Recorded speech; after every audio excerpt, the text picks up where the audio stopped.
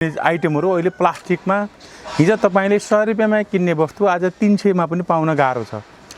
हिजो अलि व्यापारीले के भन्छ भने हिजो ल्याएको हिजोको एउटा रेट आउँछ आज अर्को रेट आउँछ, ग्राहकलाई के भन्ने भन्छ, बिक्री त्यति कम छ अहिले। अनि यो प्लास्टिकहरु फालिएको फोहोर प्लास्टिकहरु हामीले चाहिँ यो पीपी प्लास्टिकहरु भन्छ यसले हैन, र एलडी प्लास्टिकहरु हामीले चाहिँ लिन्छौं। दुईटा वस्तु मात्रै हामीले यहाँ युज गर्छौं। अनि यसबाट अहिले तपाईले बनाएको यही भनिहाल्यो भने फेरि भित्र जाँदा मजा लाग्दैन, अलि भित्र देखाउँदै जान्छु अहिले त्यहाँ हैन, तपाईले देख्नुहुन्छ। अनि यो चाहिँ हाम्रो नेपाल भरिबाट आउँछ। मेरो सबैभन्दा ठुलो युनिट मैले चाहिँ दाना बनाउँछु पर डे भनेको 24 घण्टा। मेरो यो फ्याक्ट्री चल्यो भने 24 घण्टा चल्ने हो, बन्द हो भने बन्द गरिदिने हो। किनभने यसलाई एउटा मेसिन हिट दिनको लागि मेरो कम्तीमा पनि 10,000 खर्च आउँछ। आधी घण्टा ट्रिपिङ गरौँ, लाइनले ट्रिपिङ गरौँ भने फेरि मेसिनमा जाम पनि हुन्छ, मेसिनमा फेरि त्यसलाई फेरि खोलेर बनाउँदा फेरि अर्को चाहिँ 20,000 रुपैयाँ खर्च आउँछ। यस्तो चाहिँ छ यसको चाहिँ अवस्था। प्लास्टिक लगभग सबै त्यही हो, प्लास्टिकहरु सबै त्यही हो। र यो चाहिँ मैले दैनिकी 15 टन माल मैले क्रसिङ गर्छु। मेरो एउटा युनिट यो हो। मेरो तपाईहरु जानुभयो भने सबैभन्दा ठुलो युनिट नेपालमै सबैभन्दा ठुलो युनिट मेरै हो। मेरो छ भवानीपुरमा छ, त्यहाँ 1 बिघा जग्गामा मेरो चाहिँ त्यहाँ मेरो फ्याक्ट्री छ। त्यहाँ अहिले 75 जनाले काम गर्नुभएको छ। अनि त्यहाँ मेरो चाहिँ 5 टन दाना उत्पादन गर्छु। दैनिकी 5 टन दाना भनेको 5000 किलो दाना मैले उत्पादन गर्छु प्लास्टिकको। अनि यसैको भनौँ न, यसलाई क्रसिङ गरेर त्यो दाना अहिले हामीले चाहिँ बाहिरबाट किनेर ल्याउँदा 320 रुपैयाँ पर्छ केजीको। अहिले हामीले यहाँ उत्पादन गरेका छौँ। त्यो दाना चाहिँ आयातमा त धेरैतिर चाहिँ कम गरौँ नि त। यतापट्टि चाहिँ राज्यले फेरि हेर्दैन। हामीले यसमा अन्तशुल्क तिर्छौँ, भ्याट तिर्छौँ, बाटोमा ढाट कर तिर्छौँ, दुनियाँ कर हामीले तिर्नुपर्छ। यही उत्पादन भएको सबैलाई तिर्नुपर्छ हैन। अनि यो फोहोर हो, भ्याटको सिस्टम भने के हो भने एक पटक लाग्ने भन्ने हो हैन। यो रिसाइक्लिङलाई बाहिर के हुन्छ भने तपाईले त बाहिर घुमेर आउनु भएको, यो रिसाइक्लिङ गरेको वस्तु तपाईले युज गर्नुस् भने त्यसलाई सम्मान गर्छ, प्रमोट गर्छ, त्यसलाई चाहिँ नि पुरा प्रशंसा गर्छ। तर हाम्रोमा छैन हैन। त्यसरी चाहिँ हामीले उत्पादन गरेका छौँ। र यहाँ भित्र के छ भने काम गर्ने मजदुरहरू हुन्।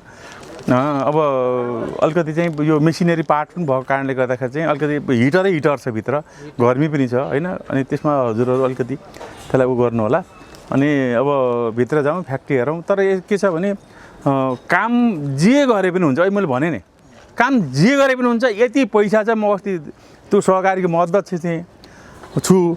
अस्ति दरौँ सिरबारी लिएर गएँ। दरौँ यो सिरबारी भनिन्छ, सिरुबारी लिएर गएँ हैन। अनि उहाँ पर एक घरमा एकजना हुनुहुँदो रहेछ। मासिक उहाँको आम्दानी भनेको 1.5 लाख रहेछ। 3टा कुरा गरेका थिएँ। मजदुर सस्तो छ, आउनुहोस् लगानी लगाउँ। उहाँहरूले जवाब के दिनु भने तपाईहरुको त्यो पोलिटिकल्ली रूपमा त्यहाँको मजदुरहरूले काम गर्दैनन्, त्यहाँ राजनीति बढी हो, त्यसले गर्दाखेरि त्यहाँ काम हुँदैन भने एउटा कुरा। दोस्रो कुरा तपाईहरु पेट्रोल छ, खानी छ, तपाईहरु धनी हुनुभयो भनेको थिएँ मैले। बिना तेल सबै बाँच्न सक्छ, बिना पानी केही बाँच्न सक्दैन। त्यो पानी तपाईहरुसित छ। त्यो पानी हामीले 20 रुपैयाँ प्रति लिटर किनेका छौँ। 50 पैसामा बेचेको, त्यति बेला 50 पैसा पर लिटर पेट्रोल बेचेका थिए तिनीहरूले। 50 पैसामा बेचेकोलाई आँखा लगाउनुहुन्छ। 20 रुपैयाँमा किनेर खाएको पानीलाई तपाईहरुले चाहिँ खेर फालिरहनु भएको छ। तपाईहरुको भिजन खै, तपाईको दिमाग खै भनेर हामीलाई उल्टै बुर्बक बनाएको थियो। तर मैले के भन्न खोजेँ, हामीसँग धेरै सम्भावना छ के, यहाँ धेरै छ। तर त्यसलाई हामीले चाहिँ केही न केही गरियो भन्ने हो भने धेरै राम्रो हुन्छ। अहिले मसित मेरो 6वटा युनिट छन्। 6वटा युनिटमा 450 जना मजदुरले रोजगार गर्छन्। फ्याक्ट्री हेरौँ। यो नेपालको पहिलो उद्योग हो है। फेरि मैले अहिले भनिसकेँ नेपालको पहिलो उद्योग हो हजुर। हाम्रो 4 घण्टा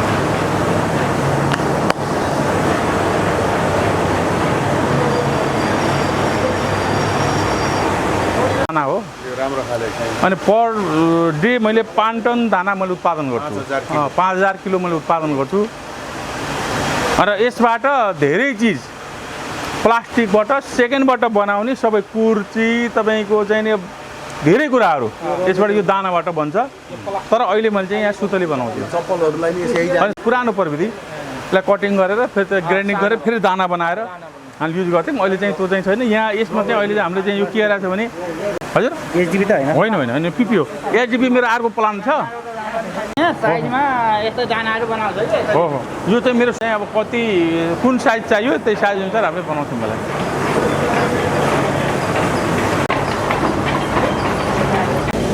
यो हाम्रो 3टा भेराइटीहरू हामीले बनाउँछौँ यो चाहिँ मेरो यो यहाँबाट उयो के अरे बौद्धिक सम्पत्ति भने चाहिँ यो मेरो दर्ता हो यो लेभल पनि मेरो दर्ता हो अरूले उत्पादन गर्न पाउँदैन होइन अरूले यो यो यो लेभल उत्पादन गर्न पाउँदैन यो लेभल यो त उत्पादन गर्ने भयो त यो लेभल यो अथवा कपी गर्न पाउँदैन यो चाहिँ यो ब्रान्ड उसले उत्पादन गर्न पाउँदैन तर यसमा के छ भने यो अब यो कृषकहरूले लाने हो कृषक झेक्राको लागि यसमा मैले ओबी र युबी हालेको छु यसमा चाहिँ किरा लाग्दैन र यसलाई घाम र पानीले छिटो खाँदैन प्लास्टिकलाई सबैभन्दा छिटो गलाउन छ भने त्यसलाई चाहिँ धुलो बनाउन छ भने घाम र पानीमा छिटो जान्छ जतिसुकै ऊ भए पनि तर यो चाहिँ त्यसरी हामी चाहिँ बनाउँछौँ यसलाई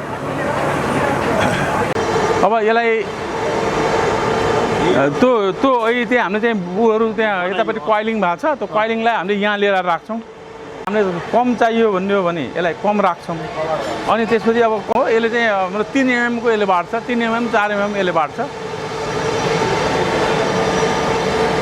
अनि वहाँबाट त्यस्तै गरी आउँछ यहाँ कोइलिङ हुन्छ अनि त्यसपछि गएर अब यस हामीले 3 mm 4 mm मात्रै बाँड्छ यसले तर यो मेसिन अब यहाँ बन्दैन प्रविधि यहाँ छैन यसको विकास यहाँ चाहिँ छैन अब पुरानो प्रविधि हो कि अझ नयाँ होइन होइन एउटा यो मेसिनलाई मात्रै 30 लाख रुपियाँ आइसकेको देख्दा केही पनि छैन